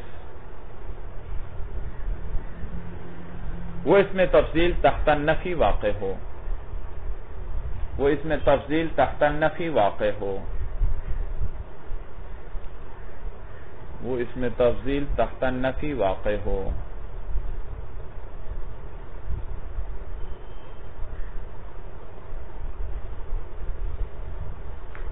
شرائط پوری ہوئی، شرائط 3 ہے. تو یہ تحت النفی کی قید ہم اس لیے لگاتے ہیں مولانا جی کہ یہ اس میں تفضیل سے زیادتی کے معنی کو ختم کر دے گی. یہ نفی کیا کرے گی؟ اس میں تفضیل سے معنی کو ختم کر دے گی. تو احسن بمعنی حسنہ کے ہوا فعل کے معنی میں ہو گیا. اس میں تفضیل کس چیز پہ دلالت کرتا ہے؟ 2 چیزوں پر، ایک فعل پر اور ایک زیادتی پر. فعل تو صرف فعل پہ دلالت کرتا ہے، اور یہ فعل کے ساتھ ساتھ کس چیز پر؟ تو جب نفی داخل ہوئی کس پر؟ اس میں تفضیل پر. اور نفی جب مقید پر داخل ہو یاد رکھو ہمیشہ قید کا رفع قید کے ختم کر دیتی ہے، قید کا رفع کرتی ہے نفی. مولانا میں کہتا ہوں لا آکل خبزا باردا، لا آکل خبزا، خبزا کیا ہے؟ موصوف. باردن کیا ہے؟ اس کی صفت. یہ صفت بھی قید ہوتی ہے مولانا. کیا معنی ہے ترجمہ؟ میں روٹی نہیں کھاؤں گا یا ٹھنڈی نہیں کھاؤں گا؟ ٹھنڈی نہیں کھاؤں گا یعنی معلوم ہوا. تو دیکھا یہ نفی کس کی طرف متوجہ ہوئی؟ باردن کی طرف متوجہ ہوئی. تو جب بھی یاد رکھو ایک چیز مقید ہو، یہاں کیا تھی؟ خبزن، کس کے ساتھ مقید تھی؟ بارن کے ساتھ، یہ اس کی قید تھی. تو جب اس پر نفی داخل ہوئی تو نفی کس کی طرف متوجہ ہوئی؟ قید کی طرف متوجہ ہوئی، مقید کی طرف نہیں. روٹی کھانے کی نفی نہیں، ہاں ٹھنڈی روٹی کھانے کی کیا ہے؟ نفی ہے. سمجھ میں آیا؟ تو نفی جب کس پر داخل ہو مولانا؟ مقید پر، تو کس کا رفع کرتی ہے؟ کس کو ختم کرتی ہے؟ قید کو. تو یہاں پر بھی نفی داخل ہوئی، اور اس میں تفضیل کے اندر دو معنی تھے، ایک فعل، اور فعل بھی کیسا ہو کہ مقید ہے زیادتی کے ساتھ. قید ہے یعنی زائد ہونا اس کے ساتھ جی. تو یہ زیادتی کے معنی کو ختم کر دیا کس نے؟ نفی نے. تو کیا رہ گیا؟ احسن کس معنی میں ہوا؟ حسنا. بھئی باب کرومہ بناؤ. حسنا کے معنی میں ہوا، اور حسنا تو کیا ہے؟ فعل، اور فعل کیا کرتا ہے؟ اس میں ظاہر کو رفع دیتا ہے، لہذا اب احسن بھی کس کو رفع دے گا؟ اس میں ظاہر کو رفع دے گا. سورج سمجھ میں آئی؟ اب دیکھیے یہ تینوں شرائط ہم لگائیں گے ضابطے کے اندر. آپ دیکھیے ما رأيت رجلا احسن في عينه الكحل منه في عين زيد.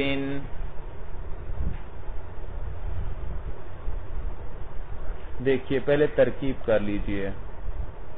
ما حرف نفی، رأيت رأى فعل، تون ضمیر مرفوع محلا فاعل، رجلا منصوب لفظان موصوف، احسن صیغہ اس میں تفضیل، فاعل آگے آ رہا ہے ابھی، فی جارہ، عینی مجرور لفظان مضاف، ہا ضمیر مجرور لفظان مجرور محلان مضاف الیہ. کس کو راجع ہے؟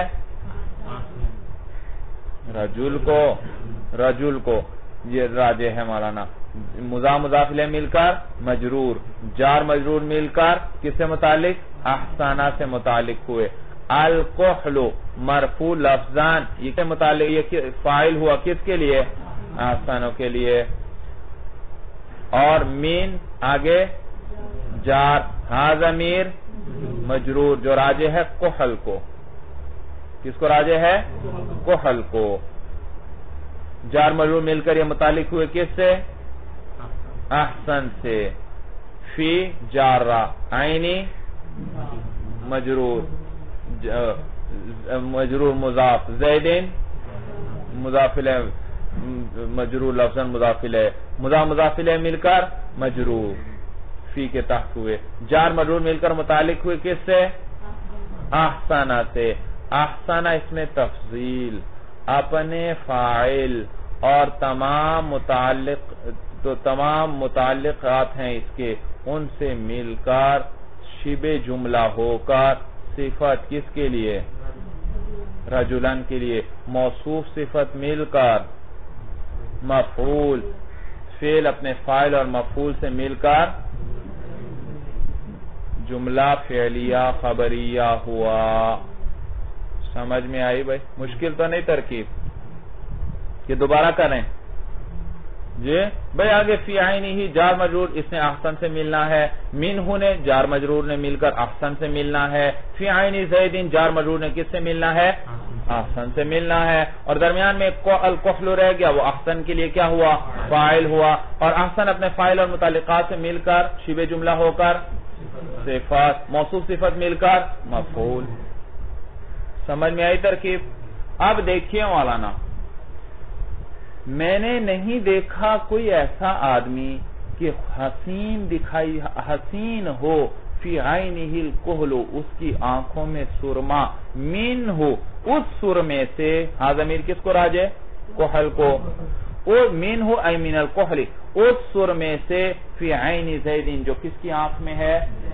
زید کی. ماں یہ کہنا یہ چاہتا ہے کہ زید کی آنکھ میں جتنا حسین دکھائی دیتا ہے سرما، اتنا حسین میں نے کبھی کسی اور کی آنکھ میں نہیں دیکھا.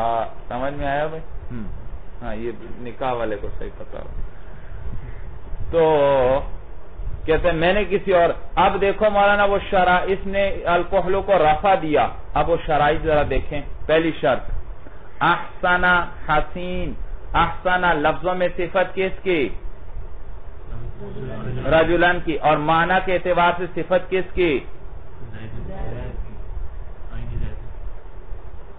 فاعل کی صفت ہوتی ہے. رأیت رجلا ضاربا ابوہ، ضارب کون ہے؟ رجل ہے یا اس کا ابوہ ہے؟ اس کا باپ ہے. اور وہ کیا بن رہا تھا ضاربان کے لیے؟ فاعل. تو فاعل کے لیے صفت ہوگی جی. تو احسن لفظوں کے اعتبار سے صفت کس کی؟ رجلان کی. اور معنی کے اعتبار سے کحلوں کی. تو یعنی وہ رجل حسین ہے کہ وہ سرما حسین ہے؟ بھائی سرما حسین معلوم ہو رہا ہے. سمجھ میں آیا؟ تو لفظوں میں احسن صفت ہے رجل کی اور معنی کے اعتبار سے ہے کحل کی. اور یہ کیا ہوئی؟ صفت بحال متعلق ہے. صفت بحال. تو پہلی شرط کیا تھی؟ اس میں تفضیل کیا ہو؟ صفت بحال. اور یہ پہلی شرط پائی گئی مولانا. دوسری شرط کیا تھی؟ کہ وہ متعلق مفضل ہو ایک اعتبار سے اور مفضل ہو دوسرے اعتبار سے. تو بھئی حسین کیا معلوم ہوا؟ سرما. اور کس سے حسین معلوم ہوا؟ سرمے ہی سے. حسین کیا معلوم ہوا؟ کس سے؟ وہی سرما. جب زید کی آنکھ میں ہے تو حسین معلوم ہوا اور غیر کی آنکھ میں ہے تو حسین معلوم نہیں. تو تفضیل سمجھ میں آیا بھائی؟ تو یہ تو مرادی ترجمہ ہے. تو وہ سرما جو رجل کی آنکھ میں ہے، کس کی آنکھ میں ہے؟ وہ حسین ہے. کس کی بنسبت؟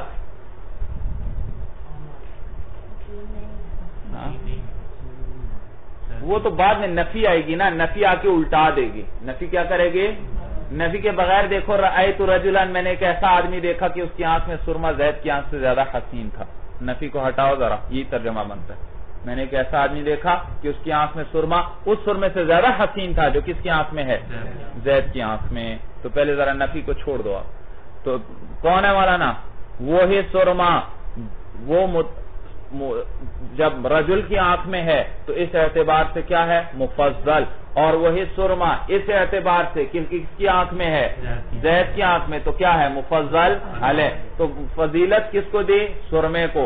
اور کس پر دی؟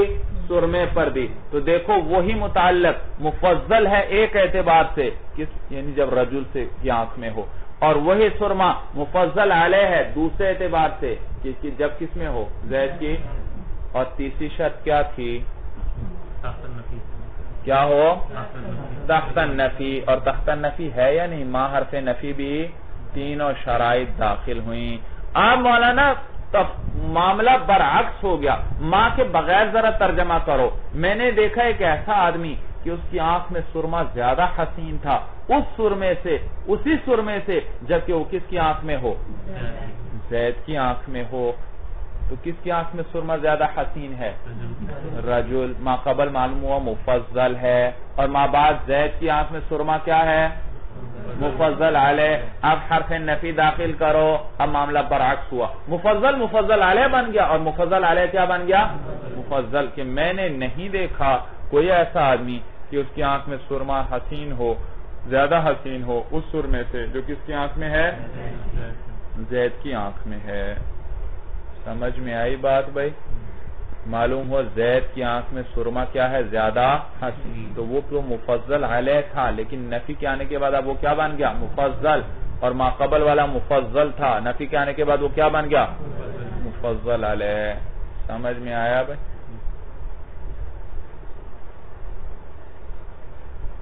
تو دیکھو حرف نفی نے زیادتی کے معنی کو ختم کر دیا. کیا کر دیا؟ تو احسن کس معنی میں ہوا؟ حسنہ. کس معنی میں؟ حسنہ کے معنی میں ہوا. اور حسنہ تو کیا ہوتا ہے؟ اس میں ظاہر کو رفع دیتا ہے. تو یہ بھی اب کیا کرے گا؟ اس میں ظاہر کو. بھئی آپ کہیں گے زیادتی کا معنی تو اب بھی ہے، ترجمہ ہم کرتے ہیں تو زیادہ کا لفظ لے کر آتے ہیں. میں نے کوئی ایسا آدمی نہیں دیکھا کہ اس کی آنکھ میں سرما زیادہ حسین ہو.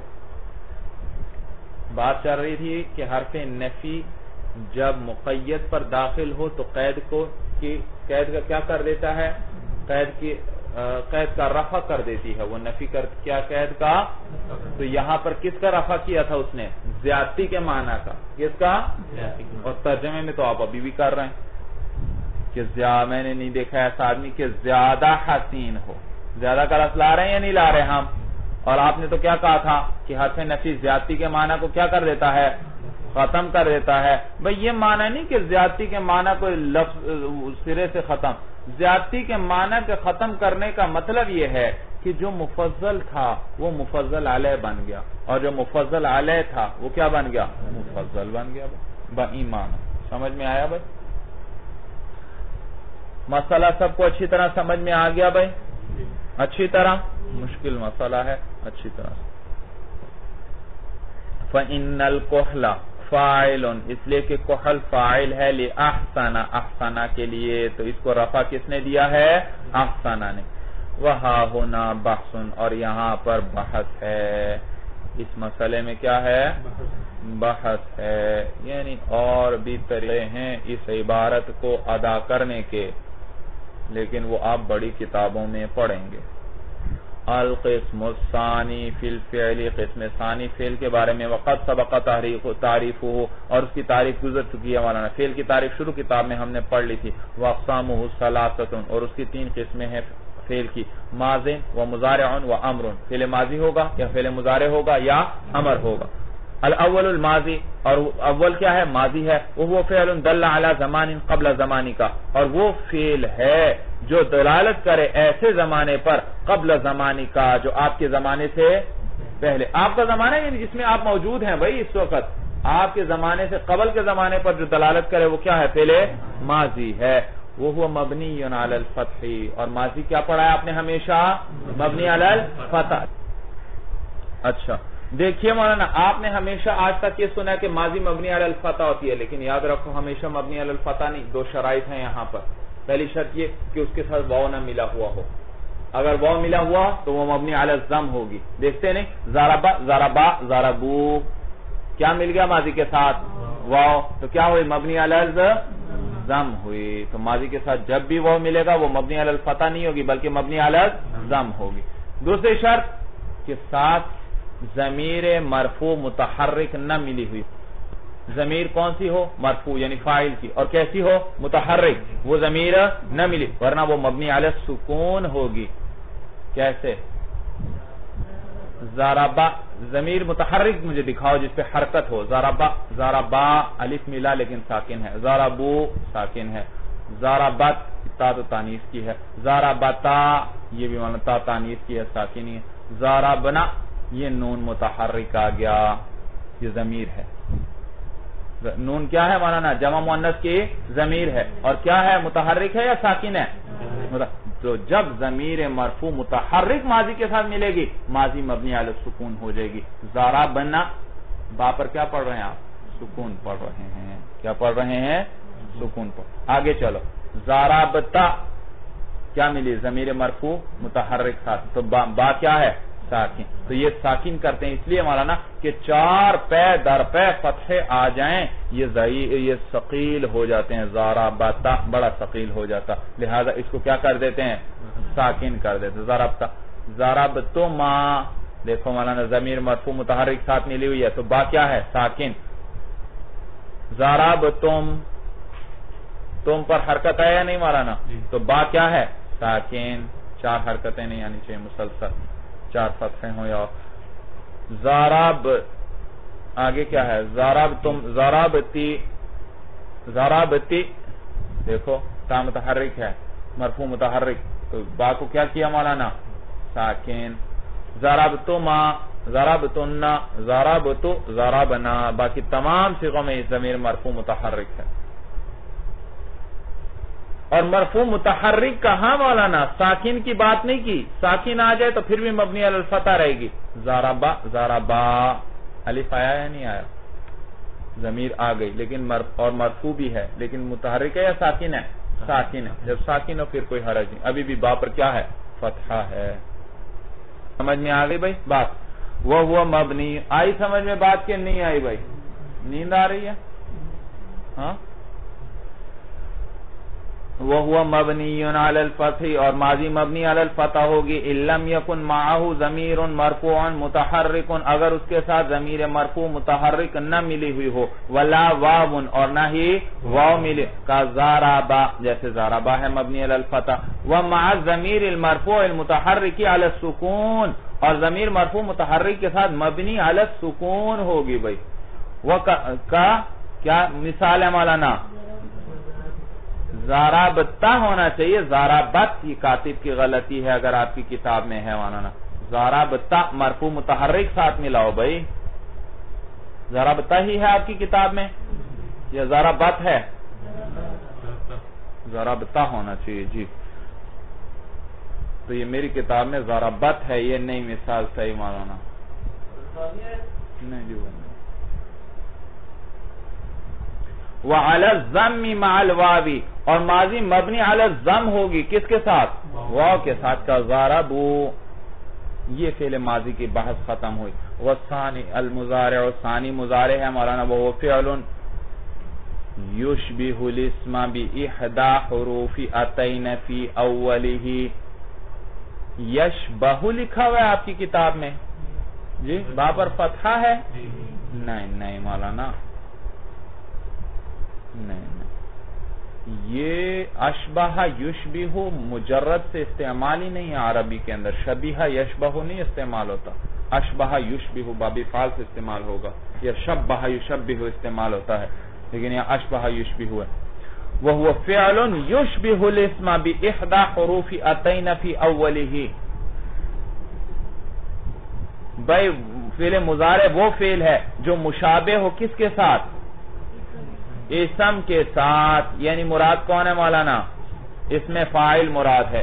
باحدى حروف اتین، کس کے ساتھ مولانا؟ کس کی سبب سے؟ با سببیہ ہے. حروف اتینا میں سے کسی ایک کے سبب سے، یعنی اس کے شروع میں کیا آ رہا ہو؟ اتینا کے حروف میں سے کوئی ایک حرف آ رہا ہو فی اولہ، اس کے شروع میں. لفظاً جی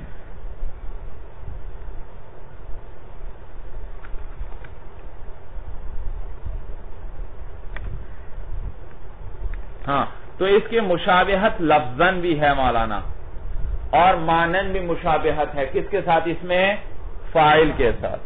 اس کی مشابہت کس کے ساتھ ہے؟ مضارع کی. مضارع زارع یضارع، مضارعت کا معنی ہی عربی میں ہے مشابہ ہونا.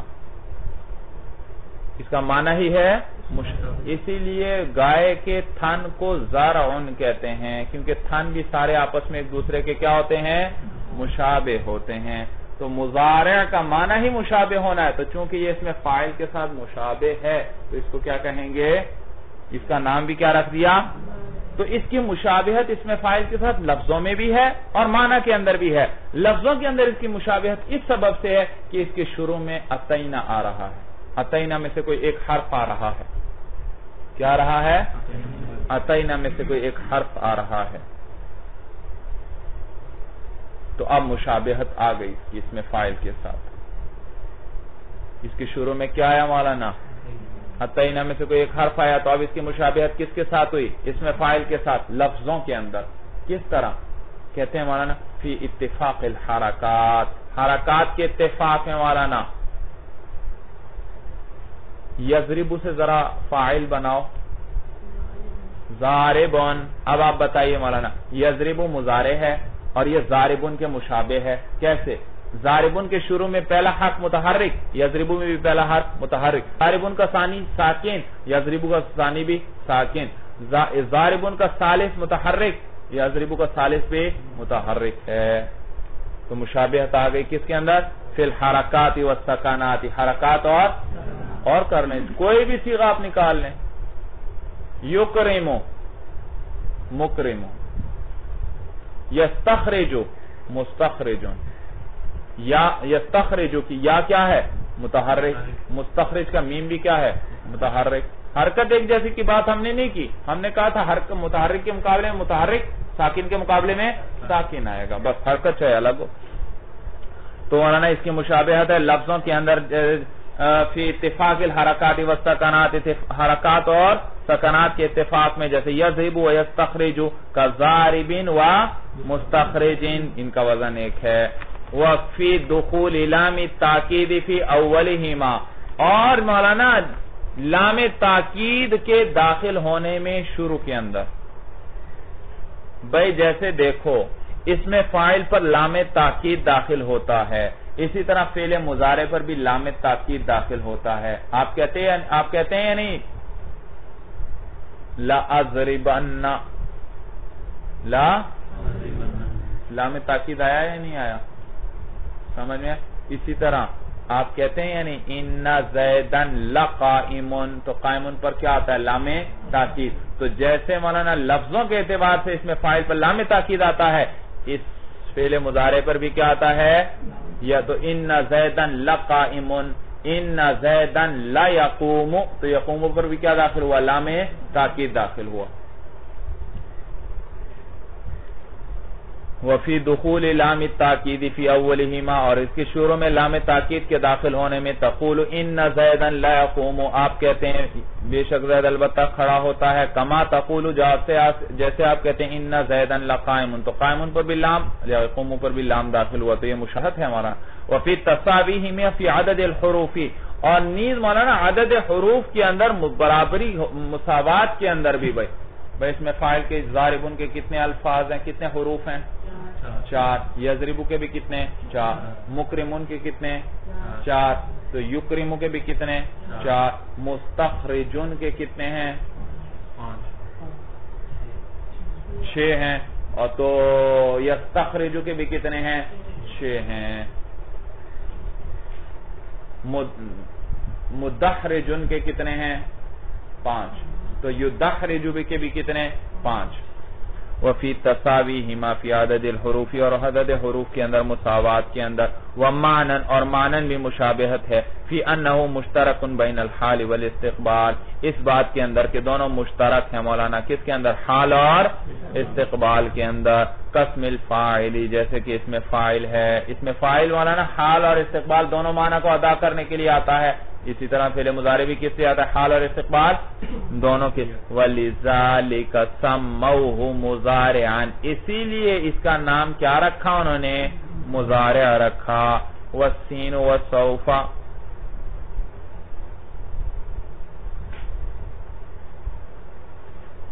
وَالسِّينُ وَالسَّوْفَ تُخَصِّصُهُ بِالِاسْتِقْبَالِ، اور فعل مضارع پر سین اور سوفہ داخل ہو جائیں تو پھر یہ کس معنی میں ہو جائے گا؟ استقبال. بھائی یضربو کا معنی حال بھی کر سکتے تھے اور اس کا معنی استقبال بھی. مضارع میں کتنے زمانے ہوتے ہیں مولانا؟ حال یا استقبال، دونوں زمانے اس میں آ سکتے ہیں. کوئی ایک استعمال کے وقت تو ایک معنی ہوگا، لیکن ویسے اس کے اندر کتنے ہیں؟ دونوں معنی ہیں، آپ جس معنی میں بھی استعمال کرنا چاہیں. لیکن جب اس پر سین اور سوفہ آ جائے تو پھر یہ کس معنی میں ہو جائے گا؟ استقبال کے معنی میں. جیسے اس پر مولانا لام مفتوح داخل ہو جائے تو پھر یہ کس معنی میں؟ حال کے معنی میں ہو جاتا ہے. کس کے معنی میں؟ حال کے معنی ہو جاتا ہے.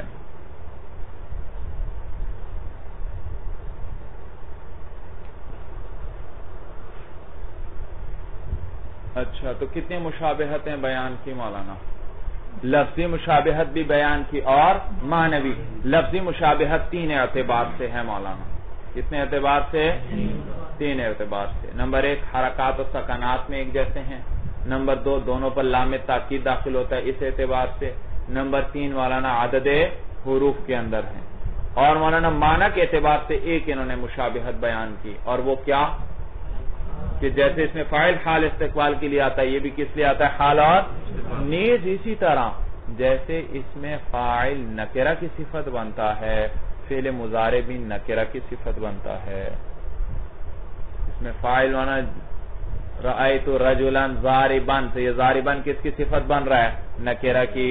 اسی طرح رأیت رجلا یقوم، میں نے بتلایا تھا نکرہ کے بعد فعل آئے تو عموماً کیا ترکیب کریں گے بھائی؟ موصوف. فعل اپنے فاعل سے مل کر پورا جملہ فعلیہ ہو کر رجلان کے لیے کیا بنے گا؟ صفت بنے گا. سمجھ میں آئی بات بھائی؟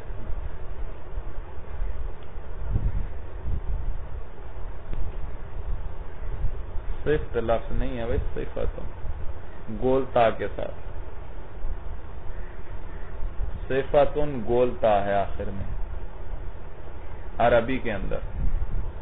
صفتن، سمجھ میں آیا؟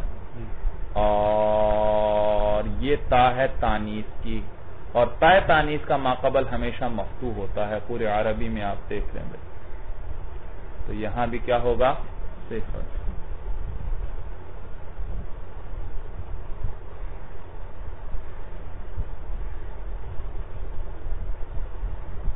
قائمت، ضاربت، تانیث کا ماقبل کیا ہے؟ مفتوح. طلحۃ کیا ہے؟ مفتوح. جہاں بھی آپ دیکھیں یہاں بھی اسی طرح.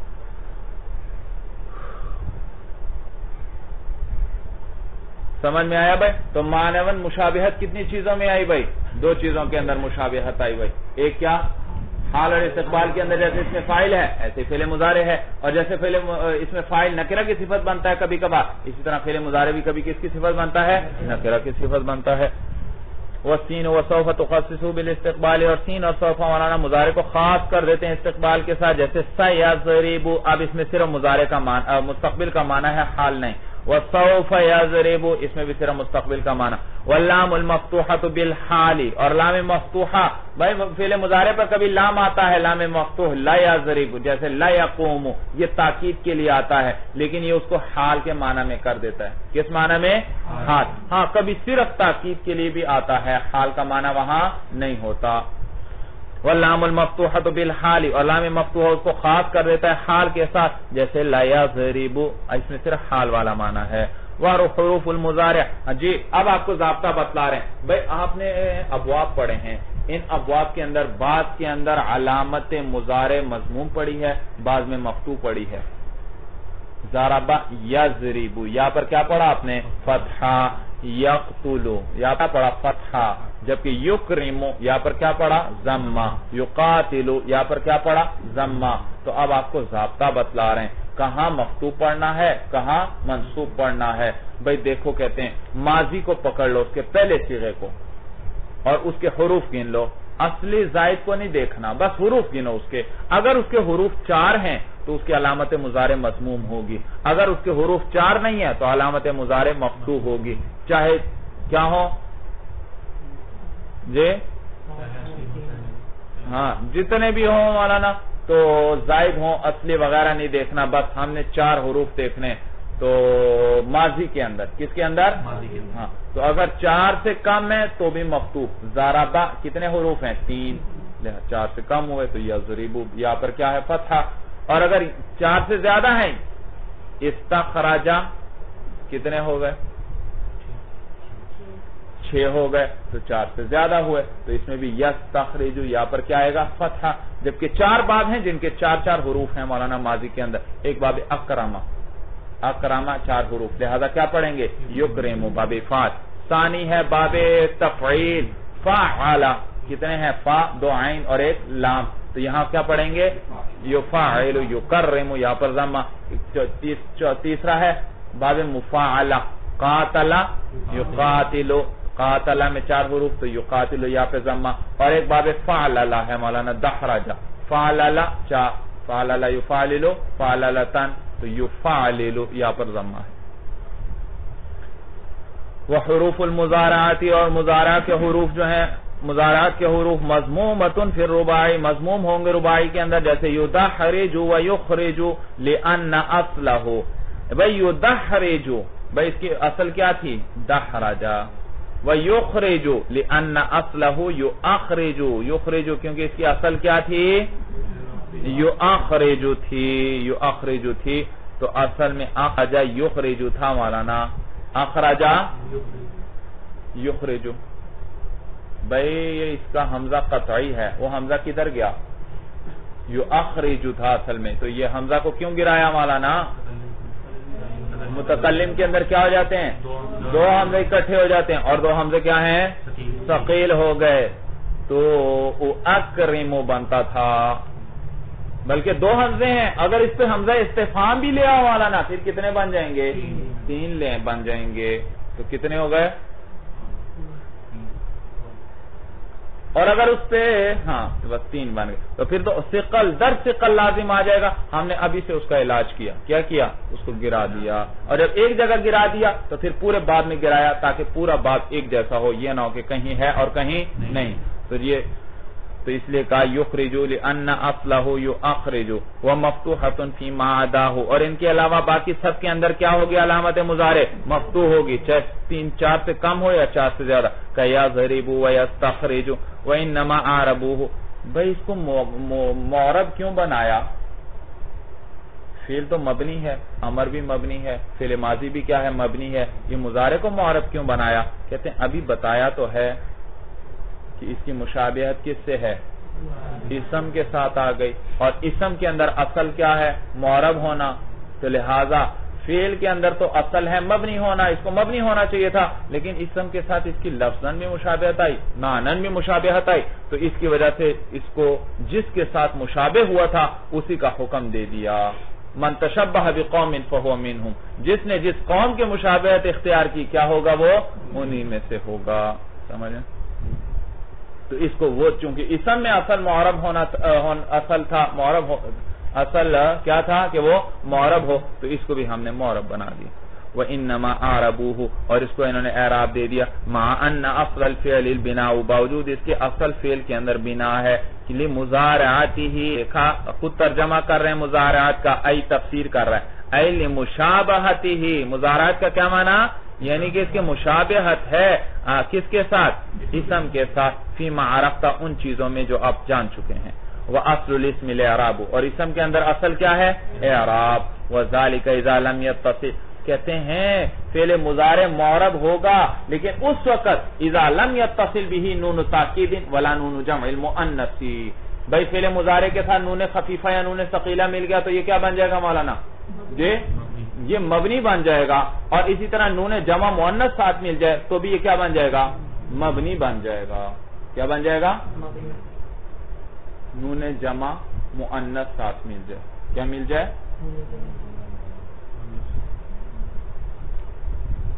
یضربو، جی